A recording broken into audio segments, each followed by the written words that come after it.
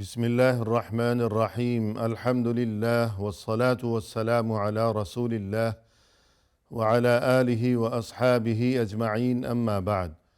ناظرین کرام السلام علیکم ورحمۃ اللہ وبرکاتہ۔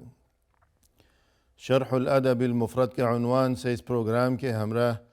ہم آپ کی خدمت میں حاضر ہیں، اور اس سے قبل گزشتہ نشست کے موقع پر ہم پڑھ رہے تھے امام بخاری رحمہ اللہ کی کتاب الادب المفرد۔ اس کتاب میں یہ باب نمبر 225 کہ جس کا عنوان قائم فرمایا ہے امام بخاری رحمہ اللہ نے، فرمایا کہ الظلم ظلمات، یعنی اس دنیا کی عارضی و فانی اور چند روزہ زندگی میں اگر کوئی انسان دوسروں کے ساتھ ظلم و زیادتی کے معاملات کیا کرتا ہو تو اسے رسول اللہ صلی اللہ علیہ وسلم کا یہ اہم ترین ارشاد ہمیشہ ذہن نشین رکھنا چاہیے کہ آپ صلی اللہ علیہ وسلم نے فرمایا کہ دنیا میں جو کوئی ظلم کیا کرتا ہے تو پھر قیامت کے دن اس کا یہ ظلم اس کے سامنے ظلمتوں یعنی بہت سے اندھیروں کی شکل میں آئے گا، یعنی اس بھیانک ترین ماحول میں کہ قیامت کے دن کی جو تباہ کاریاں ہوں گی، اس موقع پر کہ جب انسان روشنی کے لیے ترس رہا ہوگا، تو ایسے میں اگر کوئی روشنی کی بجائے اندھیروں میں بھٹکتا پھر رہا ہو تو یقیناً یہ تو بہت ہی بد نصیبی کا معاملہ ہو جائے گا۔ اس سلسلے میں ناظرین کرام ہم یہ حدیث پڑھ رہے تھے جو کہ حدیث قدسی ہے، یعنی یہ اللہ سبحانہ و تعالی کی طرف سے انسانوں کے خالق و مالک کی طرف سے انسانوں کو اپنے بندوں کو مخاطب کرتے ہوئے اس حدیث میں اللہ کی طرف سے اہم ترین تعلیم دی گئی ہے، اور اس حدیث کا نمبر ہے 490، اور اس کی ابتدا اس طرح ہے،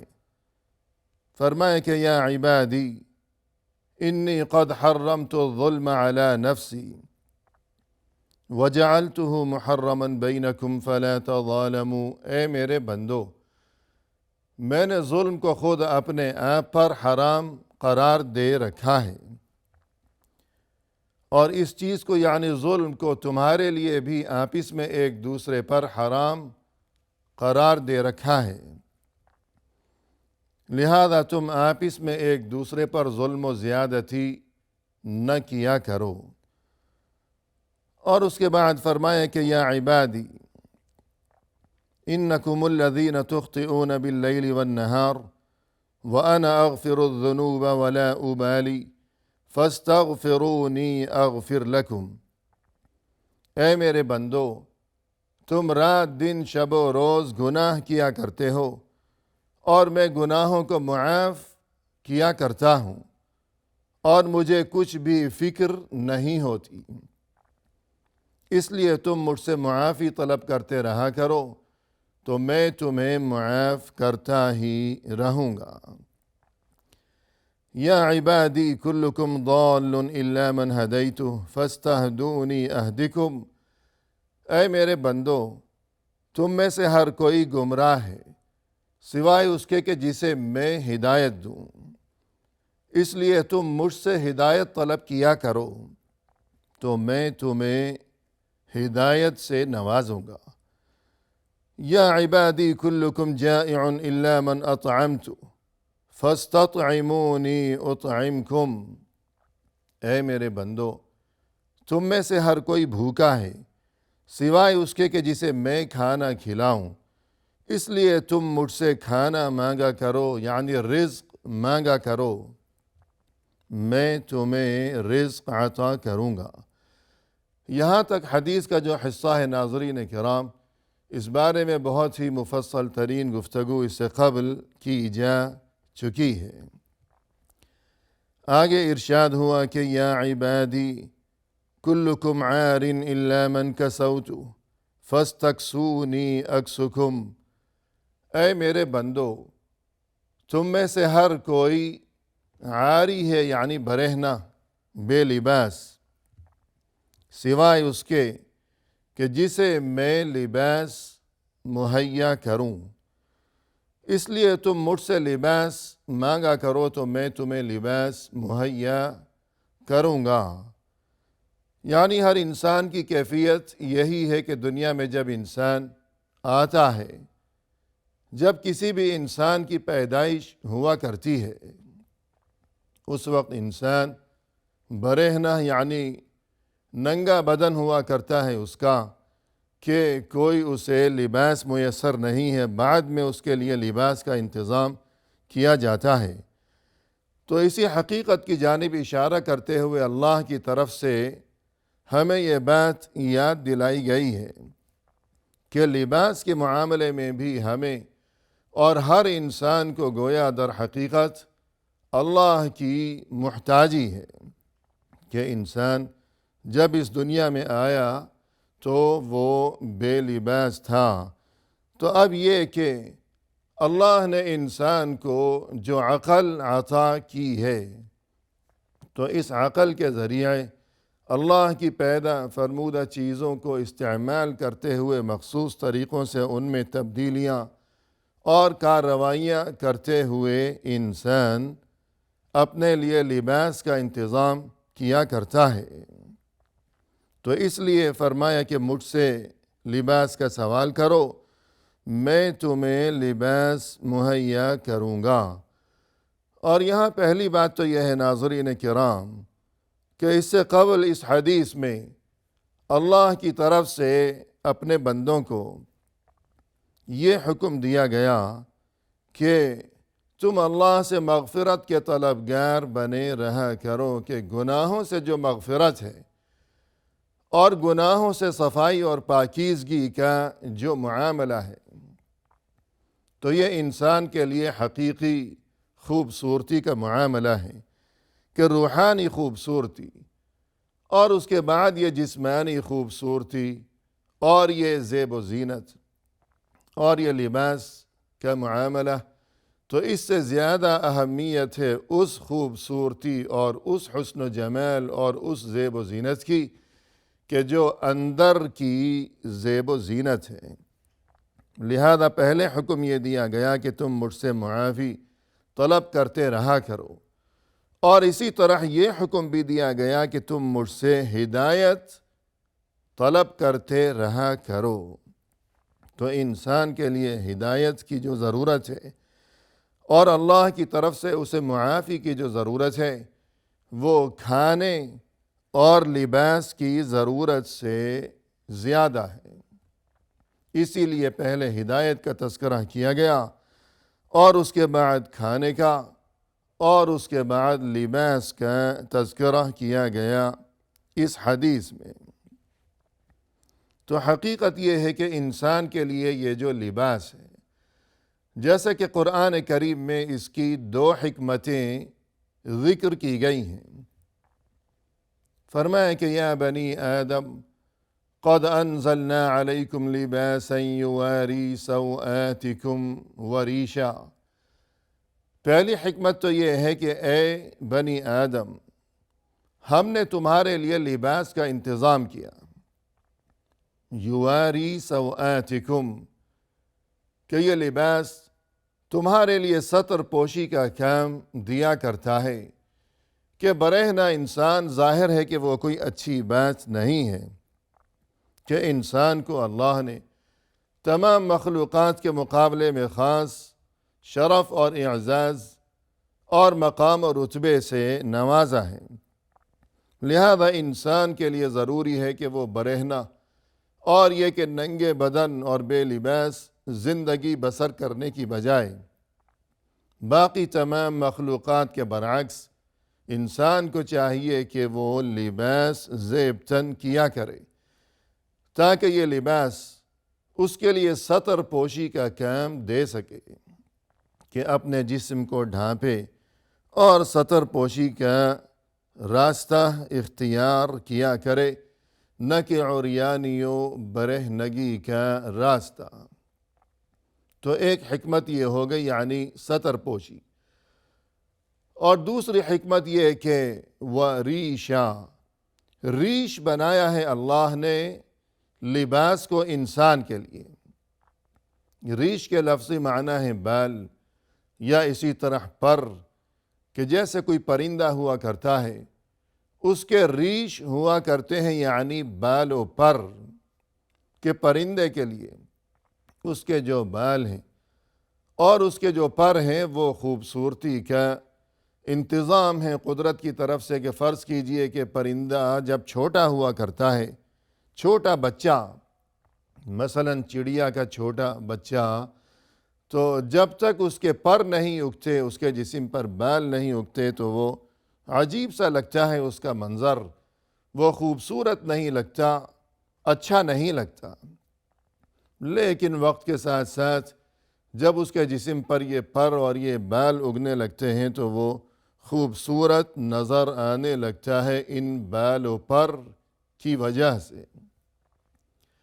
تو قرآن کریم میں اللہ سبحانہ و تعالیٰ کی طرف سے ہمیں یہ بات یاد دلائی گئی کہ دیکھو یہ جو لباس ہے، پہلی بات تو یہ کہ یہ تمہارے لیے ستر پوشی کا ذریعہ ہے اور انتظام ہے، اور دوسری بات یہ کہ یہ ریش یعنی تمہارے لیے خوبصورتی کا انتظام ہے، کہ جس طرح پرندے کے لیے بال و پر، اس کے لیے خوبصورتی کا انتظام ہوا کرتے ہیں۔ لیکن ساتھ ہی یہ بات بھی یاد دلا دی گئی، اور اس اہم ترین حقیقت کی جانب بھی اللہ کی طرف سے متوجہ فرما دیا گیا ہے انسان کو، کہ وَلِبَاسُ التَّقْوَى ذَلِكَ خَيْرٌ، کہ یاد رکھو کہ سب سے زیادہ جو اہم ترین اور خوبصورت ترین لباس ہے تمہارے لیے، وہ تقوی کا لباس ہے۔ یعنی جس طرح انسان ظاہری حسن و جمال کے لیے لباس کا اہتمام کیا کرتا ہے، تو ظاہری حسن و جمال سے بہت زیادہ اہمیت روحانی اور اندرونی حسن و جمال کی ہے، کہ اصل انسان وہی ہے جو کہ اندر ہے، جو انسانیت ہے، نہ کہ یہ ڈھانچہ اور یہ سراپا اور یہ گوشت پوست، یہ نظر آنے والا انسان کا یہ جو حلیہ ہے، یہ تو ظاہر ہے، اور یہ تو عارضی و فانی اور ختم ہو جانے والا یہ ڈھانچہ ہے، یہ حلیہ ہے، جبکہ اصل قیمت اور اصل حقیقت اس چیز کی ہے جو کہ اس ڈھانچے اور اس حلیے کے اندر ہے۔ لہذا اس کی خوبصورتی کے لیے اور اسے برائیوں اور نجاستوں سے اور خرابیوں سے محفوظ و مأمون رکھنے کے لیے فکر و جستجو کرتے رہنا، یہ چیز زیادہ ضروری ہے بنسبت ظاہری اور نظر آنے والی خوبصورتی کے اہتمام کے۔ الغرض انسان کے لیے لباس جو ہے یہ خوبصورتی کا انتظام ہے، ستر پوشی کا انتظام ہے، لیکن انسان اس حقیقت کو نہ بھولے کہ اصل خوبصورتی یہ ہے کہ اللہ کا خوف اور یہ کہ تقوی اور پرہیزگاری، اس چیز کو انسان اپنا شیوہ و شعار بنائے، اپنا مقصد حیات بنائے اور اپنا نصب العین بنائے رکھے زندگی کے آخری لمحے تک۔ اور یہاں یہ جو حکم دیا گیا کہ مجھ سے لباس مانگو، میں تمہیں لباس مہیا کروں گا، تو ناظرین کرام اس سے قبل جہاں یہ حکم دیا گیا تھا کہ مجھ سے کھانا مانگو، میں تمہیں کھانا عطا کروں گا، تو جس طرح وہاں ہم نے یہ تذکرہ کیا تھا کہ دو طریقے دین اسلام میں اس سلسلے میں، یعنی اللہ سے کھانا اور رزق طلب کرنا، اسی طرح لباس کا سوال کرنا، تو دو طریقے ہمیں دین اسلام کی طرف سے سکھائے گئے ہیں۔ پہلا طریقہ یہ کہ اللہ سے خوب دعا اور فریاد کا سلسلہ ہو کہ یا اللہ تو ہمیں رزق عطا فرما، ہمیں خوشحالی عطا فرما، ہمارے رزق میں کشادگی و فراوانی نصیب فرما ہمیں۔ تو اسی طرح لباس کا معاملہ بھی ہے کہ انسان اللہ سے ہی دعا و فریاد کیا کرے کہ یا اللہ تو مجھے اس قابل بنا دے کہ میں اپنے لیے، اپنے بچوں کے لیے، اپنے اہل و عیال کے لیے ہمیشہ مناسب لباس کا انتظام کرنے کے قابل رہوں زندگی بھر۔ یوں دعا کا اہتمام اور فکر اور جستجو۔ اور دوسری چیز یہ کہ محنت و کوشش، کہ انسان ہاتھ پر ہاتھ دھرے ہوئے بیٹھا نہ رہے ہمیشہ، کہ دوسروں کی جانب اس کی نظریں ہوں کہ دوسرے کوئی انتظام کر دیں، تو یہ سوچ کوئی اچھی چیز نہیں ہے۔ جیسا کہ دین اسلام میں ہمیں یہ بات اہم ترین حقیقت کی جانب ہمیں متوجہ کیا گیا ہے۔ فرمایا رسول اللہ صلی اللہ علیہ وسلم نے کہ الید العلیٰ خیر من الید السفلیٰ، کہ اوپر والا ہاتھ یعنی دینے والا ہاتھ وہ بہت بہتر ہے نیچے والے ہاتھ یعنی لینے والے ہاتھ سے۔ تو یوں انسان کو چاہیے کہ دعا بھی کیا کرے، اور یہ کہ محنت و کوشش اور جستجو اور جد و جہد کا راستہ اختیار کیا کرے ہمیشہ، نہ کہ سستی و کاہلی اور بیکاری کا راستہ۔ اس کے بعد فرمایا کہ یا عبادی انکم لن تبلغوا ضری فتضرونی ولن تبلغوا نفعی فتنفعونی، اے میرے بندو تم مجھے کوئی نقصان نہیں پہنچا سکتے اور نہ ہی تم مجھے کوئی نفع پہنچا سکتے ہو۔ یعنی تمام دنیا کے انسان یا جتنی بھی مخلوقات ہیں سب مل کر اللہ کو نہ کوئی نقصان پہنچا سکتے ہیں اور نہ ہی کوئی فائدہ پہنچا سکتے ہیں۔ پھر فرمائے کہ یا عبادی لو ان اولکم و آخرکم و انسکم و جنکم كانوا على اتقى قلب عبد منکم لم يزد ذلك في ملکی شیئا ولو كانوا على افجر قلب رجل منکم لم ينقص ذلك من ملکی شیئا، کہ دیکھو اے میرے بندو، اگر تمہارے پہلے جو تم سے پہلے گزر چکے ہیں اور جو تمہارے بعد آنے والے ہیں اور تم سب مل کر بھی اور تمام انسان اور تمام جن مل کر بھی اگر یہ سب ایسے ہو جائیں کہ جیسے کوئی انتہائی متقی اور پرہیزگار ترین قسم کا انسان ہو، سب اس قدر متقی ہو جائیں اور اللہ کے مطیع و فرما بردار ہو جائیں،